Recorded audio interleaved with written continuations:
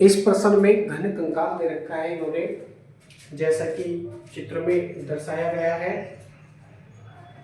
ए B C D E F G H एक घन कंकाल है जिसके बिंदु ए पर 6 आई धारा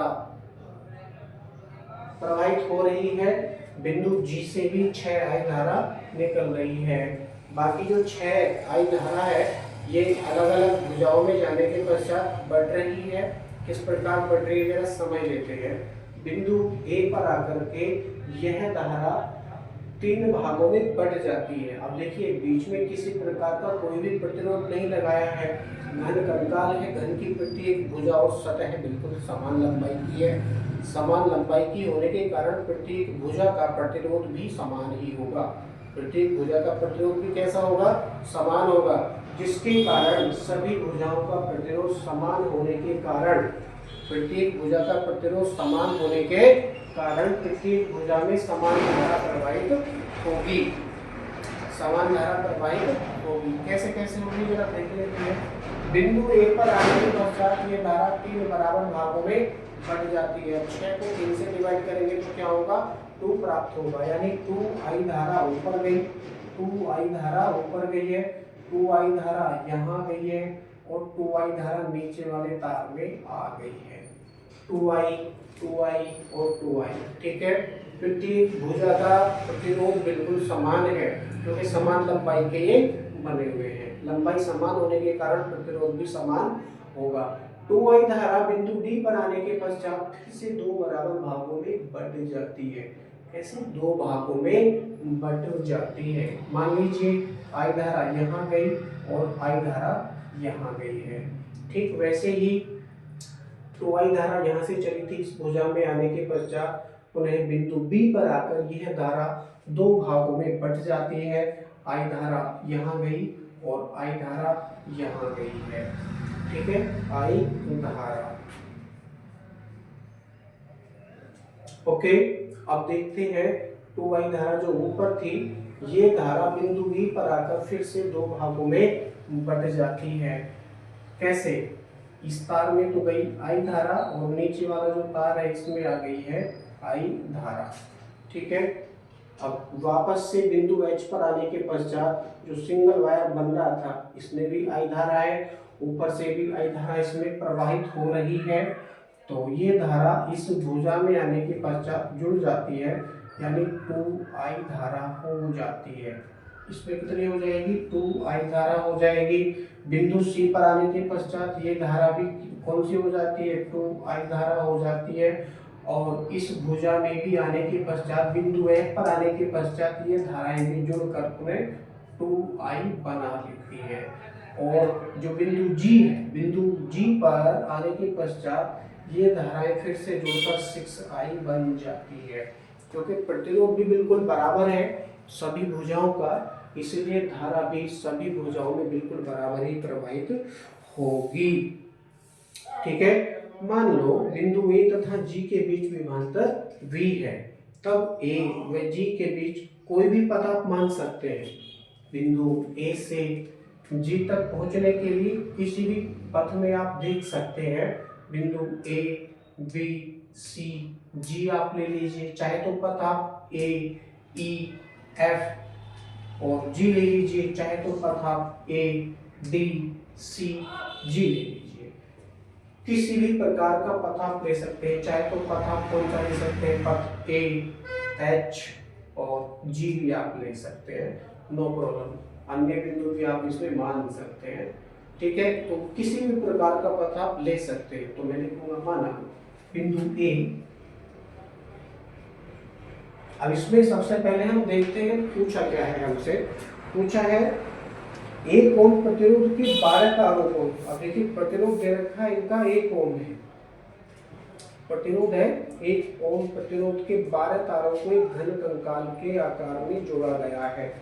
यहाँ पर प्रत्येक तार का जो प्रतिरोध है वो कितना है? 1 ओम है। तो स्मॉल आर करके आप इसको लिख सकते हैं, स्मॉल आर करके लिख लो, क्योंकि तुल्य प्रतिरोध भी यहाँ पर पूछा जा रहा है तो तुल्य प्रतिरोध को कैपिटल आर से आप दर्शा सकते हैं। इसको आप 1 ओम दर्शाइए स्मॉल आर से। ठीक है। तो एक ओम प्रतिरोध के 12 तारों को एक घन कंकाल के आकार में जोड़ा गया है। घन के विकर्ण तहाभिमुख कोणों के बीच तुल्य प्रतिरोध की गणना कीजिए। नगण्य आंतरिक प्रतिरोध वाली 1 वोल्ट की बैटरी इन कोणों के बीच जोड़ देने से परिपथ में बहने वाली कुल धारा का मान भी ज्ञात कीजिए। नगण्य आंतरिक प्रतिरोध वाली मतलब आंतरिक प्रतिरोध उसका कुछ है ही नहीं वाली 1 वोल्ट की बैटरी, ठीक है जी। कर लेते हैं इसको। हमसे पूछा है इसका आंतरिक प्रतिरोध और परिपथ में बहने वाली वैद्युत धारा कितनी कितनी हो जाएगी, यानी आई की वैल्यू हमसे पूछी है और इक्वल टू दे रखा है यहाँ पर 1 वोल्ट। इक्वल टू कितना है, 1 वोल्ट है। आगे देखते हैं चित्र में क्या क्या होता है। अब इसमें पथ हम मान लेंगे। हमने क्या क्या माना है, माना बिंदु ए व जी के बीच में विभवांतर V है।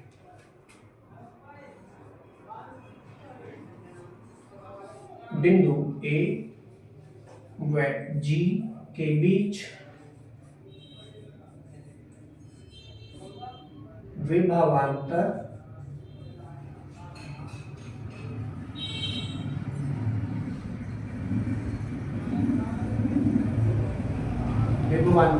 V है। तब अब ए से जी तक कोई भी पथ आप ले सकते हैं। मैंने 3 पथ आपको बताए थे पहले। कौन कौन से पथ बताए थे, ए ई एफ जी ले लो, चाहे तो ए डी सी जी ले लो, चाहे तो ए बी सी जी ले लो, नो प्रॉब्लम। हमें बिंदु ए से जी तक पहुंचना है ना, कैलकुलेशन करते हुए। तो मैं कौन सा पथ लेता हूं, माना पथ कौन कौन से, ए बी सी जी पथ लेता हूं मैं। ए बी सी जी में ए बी सी जी में मैं क्या देखता हूं, देखिए बिंदु ए से मैं अपनी यात्रा को शुरू करूंगा। बिंदु ए से मैं चला और इस वाले, क्योंकि ये 12 तार है और प्रत्येक तार का जो आंतरिक प्रतिरोध है, जो कुल प्रतिरोध है वो 1 ओम उन्होंने दे रखा है, ठीक है। तो 2i × r करूंगा, 2i × r, क्योंकि वोल्टेज के लिए हम इसको कर रहे हैं। कुल विभवांतर इसके आंतरिक विभवांतर के बराबर होगा, यानी बिंदु ए से जी तक विभवांतर बराबर इसके कुल आंतरिक विभवांतर के बराबर होगा। अर्थात विभवांतर का सूत्र क्या होता है, IR इक्वल टू क्या होता है, IR होता है। अब बिंदु ए से मैं अपनी यात्रा को शुरू कर रहा हूं। बिंदु ए से बी तक, देखिए बिंदु ए से बी तक इस वाले तार में 2i धारा है। कितनी, 2i धारा। इसका प्रतिरोध कितना है, R है। प्रतिरोध कितना है, R है। तो क्या हो जाएगा विभवांतर 2i × R, 2i × R हो जाएगा। तो 2i R हम बिंदु बी पर आ चुके हैं। बिंदु बी पर आने के पश्चात हमको नीचे की ओर आना है और धारा भी नीचे की ओर चल रही है। तो चिन्ह कैसा लगेगा, यहाँ पर प्लस का चिन्ह लगेगा, प्लस का चिन्ह लगेगा। अब देखिए यहाँ पर भी सेम इसी सूत्र का प्रयोग करेंगे। V = IR, धारा है I और इसका जो प्रतिरोध है, इस तार का भी प्रतिरोध क्या है, वो R है, स्मॉल r। तो क्या हो जाएगा, I × R हो जाएगा, ठीक है। अब हम बिंदु बी से बिंदु सी पर आ चुके हैं। बिंदु सी पर आने के पश्चात हमको बिंदु जी की तरफ जाना है और वैद्युत धारा भी बिंदु जी की तरफ ही है। तो यहाँ पर फिर से जो चिन्ह लगेगा वो प्लस का चिन्ह लगेगा। धारा है इसमें 2i, इसी सूत्र का हम प्रयोग करेंगे। 2i × R, 2i/R। और हम बिंदु G पर आ जाते हैं, जहां पर बिंदु A से G पर जो विभवांतर है वो कितना है, V है। तो ये सब किसके बराबर होगा, V के बराबर होगा, ठीक है। अब इसको हल कर लेंगे। 2 और 2 4 और 1 कितना हो गया, 5। ये हो गया 5i/R, 5i/R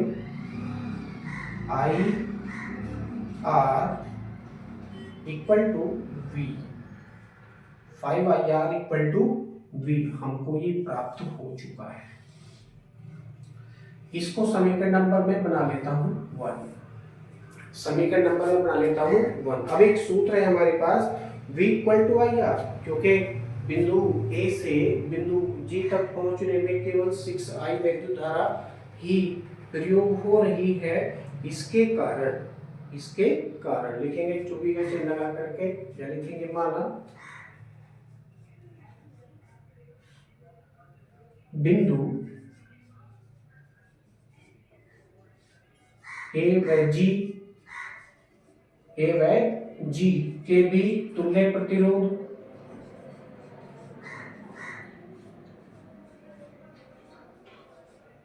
A व G के बीच तुल्य प्रतिरोध क्या है? कैपिटल R है।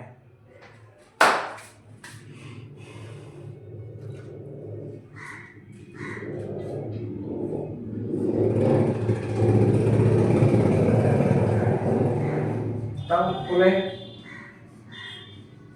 ओम के नियम से,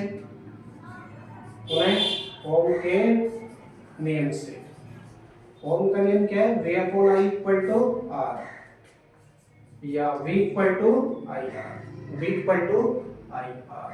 तो I के स्थान पर क्या प्रयोग हो रहा है? 6I। I के स्थान पर क्या प्रयोग हो रहा है? 6I प्रयोग हो रहा है। तो आप इसको V इक्वल टू करके लिखो पूरा, V equal to 6I into R, 6I into R ये हमारे पास हो जाएगा, 6I इंटू आर।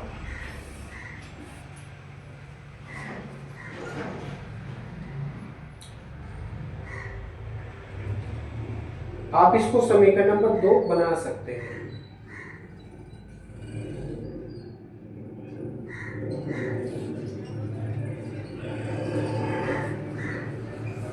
अब देखिए समीकरण 1 में भी क्या है? V की वैल्यू है, समीकरण 2 में भी क्या है? V की वैल्यू है। हम क्या करेंगे? दोनों की तुलना कर देंगे। देखेंगे समीकरण 1 में 2 की तुलना करने पर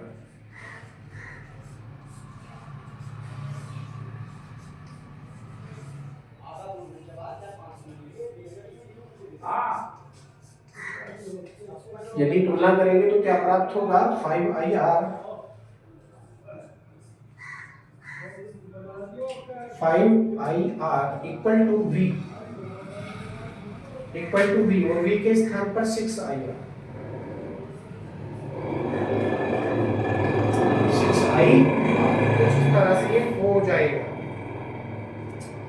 यहाँ से कुछ कटेगा, I से I कटेगा, काटेंगे नहीं, इसको छोड़ेंगे वैसे ही, 5 इंटू आर हो जाएगा यहाँ पर, 5 into R equal to capital R।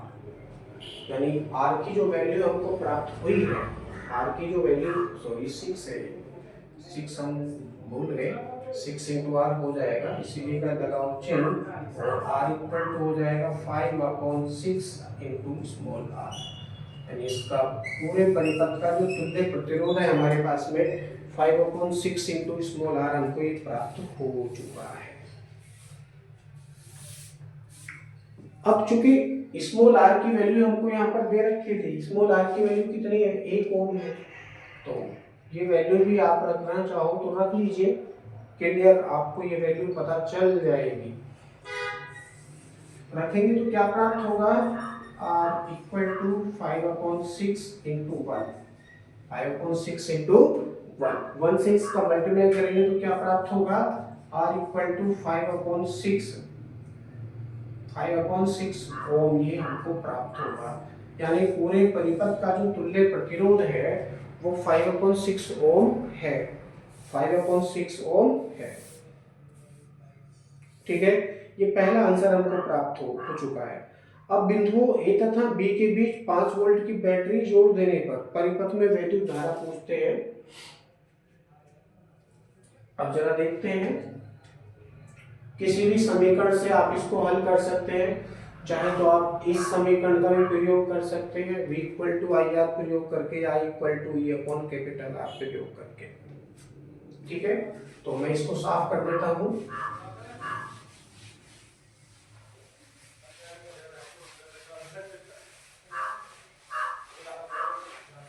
Capital R की तो वैल्यू हमको प्राप्त हो चुकी है, कितनी आई है हमारे पास में 5/6 ओम हमको प्राप्त हो चुकी है। घन कंकाल है, 12 इसकी भुजाएं है, प्रत्येक भुजा का प्रतिरोध 1 ओम है, जिसको हमने स्मॉल r से दर्शाया है, स्मॉल r इक्वल टू 1 ओम। ठीक है, तो लिखेंगे माना या चुंगी का चिन्ह लगा करके लिखेंगे बिंदु ए व जी, बिंदु ए व जी, जी का है ये। अब बिंदु ए से जी पर आप बैटरी लगा दीजिए, बैटरी लगा देंगे तो क्या हो जाएगा, वैद्युत धारा प्रवाहित होगी। आप इसको ऐसे करके मिलाओ, ऐसे करके जो 6I है वो ऐसे जाना चाहिए, 6I। बैटरी लगा दीजिए, प्लस माइनस कुछ इस तरह से। ये क्या वोल्ट की बैटरी लगा रहे हैं, 5 वोल्ट की आप बैटरी लगा रहे हैं, तो इसको E इक्वल टू 5 वोल्ट आप दर्शा सकते हैं। धारा कुछ इस तरह से इसमें प्रवाहित होगी, कितनी 6I एम्पियर, 6I एम्पियर। तो यहाँ से भी इसमें 6I एम्पियर की वैल्यू धारा ही प्रवाहित होगी अगर वो ओम में है तो। बिंदु ए व जी के बीच कितनी E इक्वल टू 5 वोल्ट की बैटरी जोड़ने पर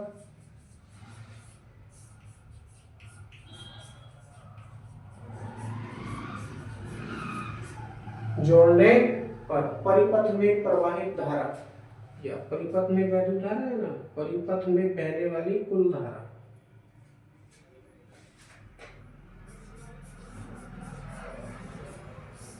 परिपथ में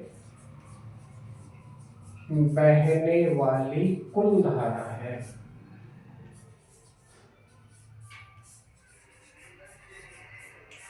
कुल धारा क्या हो जाएगा सूत्र, I equal to E upon R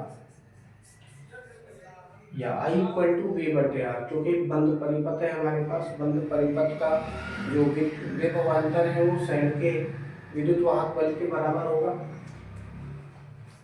करेंगे तो क्या प्राप्त होगा, I की वैल्यू है 5 बटे और R की वैल्यू है 5/6, तो 5 रहेगा नीचे, 6 पहुंचेगा ऊपर, तो 5 से 5 कटेगा और I इक्वल टू कितना आ जाएगा 6 एम्पियर, ये हो जाएगा।